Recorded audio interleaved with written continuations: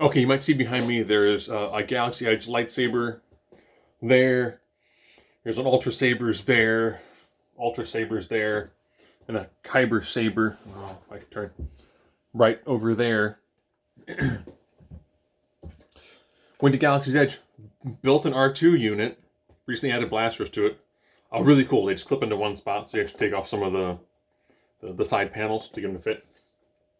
But neat, they light up. Also got the Brickheads set. That is the Mandalorian. I've got pin boards, a BB-8 pin board, an R2 pin board, a Dual Whip pin board. Still have some of the bottles from Galaxy's Edge. Got like the Moof juice container. Have the DJ Rex Bluetooth speaker. It's actually a pretty solid speaker. So I went to Disney World in 2021. Already have things on schedule to go to Disneyland in 2022. So why am I saying all these things? I very much would be the target audience for the Galactic Starcruiser. When it first went, like, this sounds awesome. It's a boat. It's a boat in space. Interactive elements. You know, the concept art was amazing for it. Then more things came out and they're like, oh, well, here's the price. I'm like, oh, okay. So base price before flight for my family would be about $6,000. And I'm like, okay, that covers the hotel, food in the hotel, except for like expenses, except for add-ons, extras.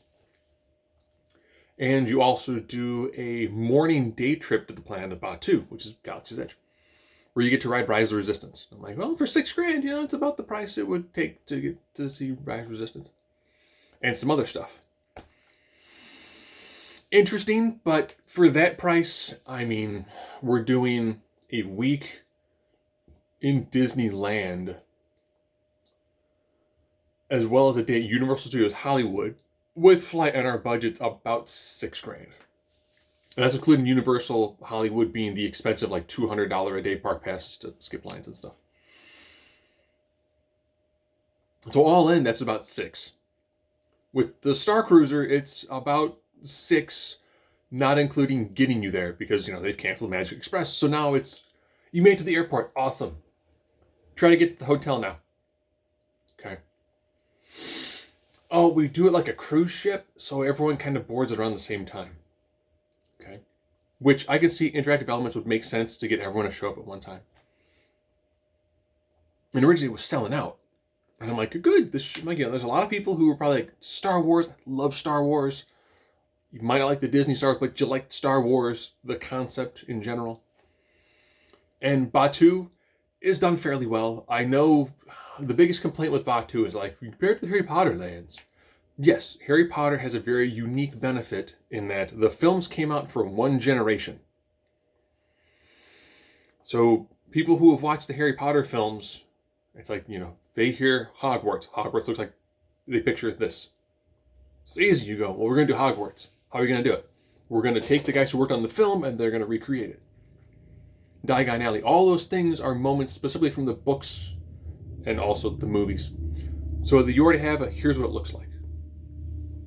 Star Wars is on multiple planets and technically has movies that have gone over 3 different generations.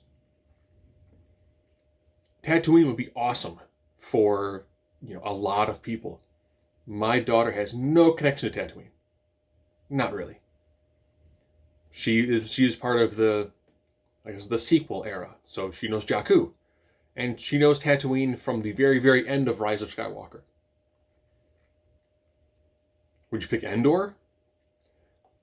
No, let's be honest. I don't think anyone's really clamoring like, oh man, awesome, this is where are we at? Well, the Forest Moon of Endor. Look at all the teddy bears. They're not teddy bears. They're the alien equivalent. Would you want to go to Coruscant? Would you want to be like the bottom level where it's the slums or the high up area? Do you make it Hoth? Would you do the Snope, which is the Disney snow soap everywhere? It's like there's a lot of different escapes. Now, Mustafar would be awesome. You know, find a way to do what looks like flowing lava everywhere, but nothing to do with Mustafar except for watch mining droids.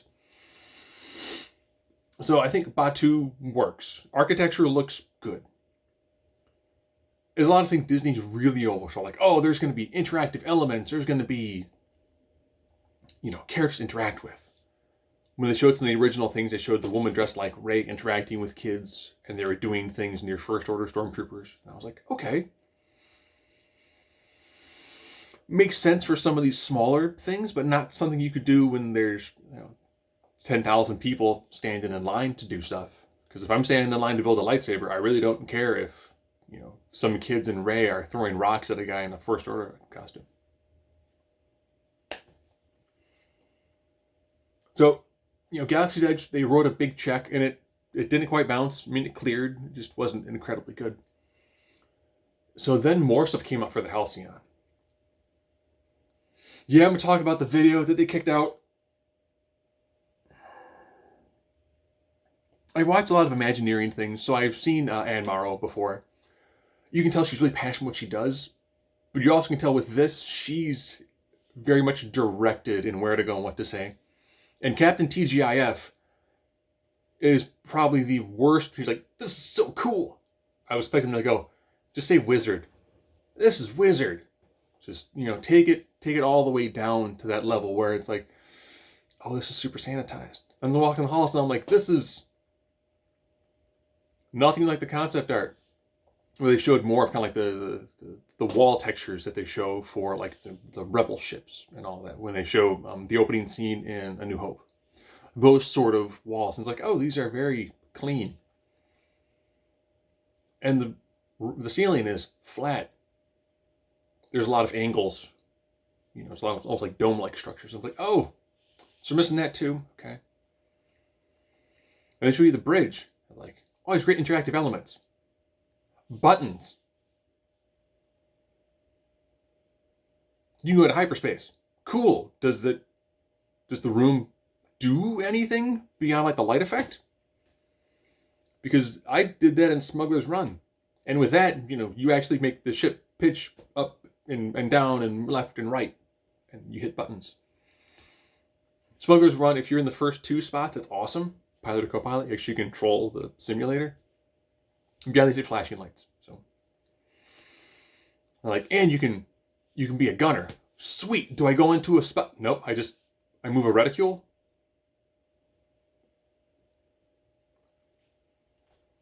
You know, in the movies when they had these sorts of, you know, gun sections on ships, you went into a room and, you know, like there was Luke and he was pivoting around and like that's, you know, he's moving and he's moving the gun to shoot.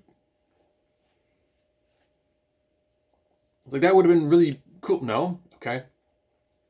Lightsabers. Awesome. Let's do some stuff with lightsabers. Here's your lightsaber. Is it the cool one that retracts that they showed? No. This is the lightsaber. Okay. And you block a laser pointer.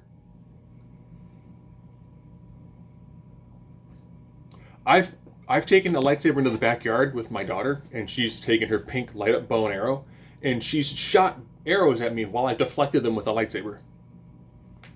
You know, that's more entertaining than what you are probably giving me 10 minutes to do, if that. And again, if you look at the movies, you know, we've seen multiple people put on a helmet. Like Luke could put on a helmet. You could do like a VR bit. You could have a really cool lightsaber that, you know, syncs up with what's going on in the helmet. And you can have the helmet do sounds. You have all this holocron information. You can have them say words into the headset. And it would be this really awesome immersive experience. Awesome about the immersive experience, my thought was, you're taking people to Batuu at a set time. Would it really be tough to, you know, they do this in lots of the stories and all that. You could be given a piece of kyber crystal instead of a clear one. And you could be given the option of, you know, like, you're smuggling this to Batuu. Okay. Do you give this to the First Order, and then they arrest the person who gave it to you? Do you give it to Savi? They use it to build another lightsaber. Do you sell it to Doc Ondar? Do you give it to the Resistance? They can use it to help with lightsabers. There's so many things you can do, and it's just this. These are already made. You're already going to a spot that has stuff that interacts with this. Or do you keep it? Do you keep a cool piece of Kyber? And I was like, oh, seems like they were missing some of that sort of stuff. Galactic Cuisine. Okay, we've taken some shrimp and we've dyed it blue. Okay. Neat, I guess. Kind of. Here's the Space Cantina. All right, cool. We're going to see lots of humans. And a Twi'lek singer who's singing something like... did someone watch The Fifth Element and go, yep, that Starcruiser, see, Starship, look, see. Yep, there we go. We got it. Diva singer, perfect. This'll work. I am the target audience for this experience. Part of it. And I'll be honest, none of what they show makes me go, you know what? That's $6,000 right there. 2 nights. Knowing that the way that it's currently set up, if you were to arrive a day before your trip, you would have to go to Hotel 1, spend the night, then go to the Galactic Starcruiser, do your nights there, and then go to a third hotel to finish out your week.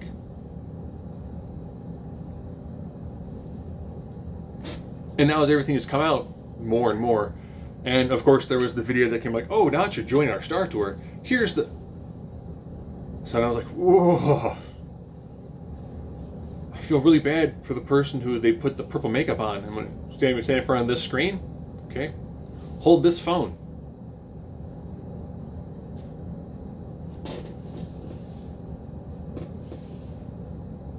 We have people who do make this stuff for a living, right? Yeah. Don't we have like a bunch of props just anywhere? We've got fully themed queues for multiple rides. Yeah. Can we just take some of that? Set that stuff up here? What if we just? Why don't we just do the CGI droid? We have all these droid archetypes and bodies already pre-programmed in CGI. Just no.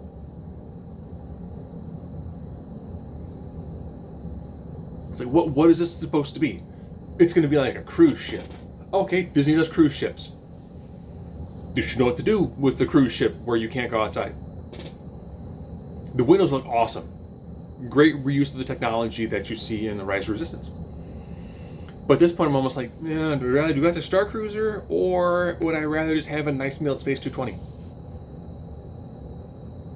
So hopefully, when this starts, I did lots of the win a free trip, because I was like, I ain't spending $6,000 because I can go to like Cancun all inclusive for a week with flight for that much money, and it does not at all look worth it. It's not the overwhelming experience it should be for the amount of money they are asking for.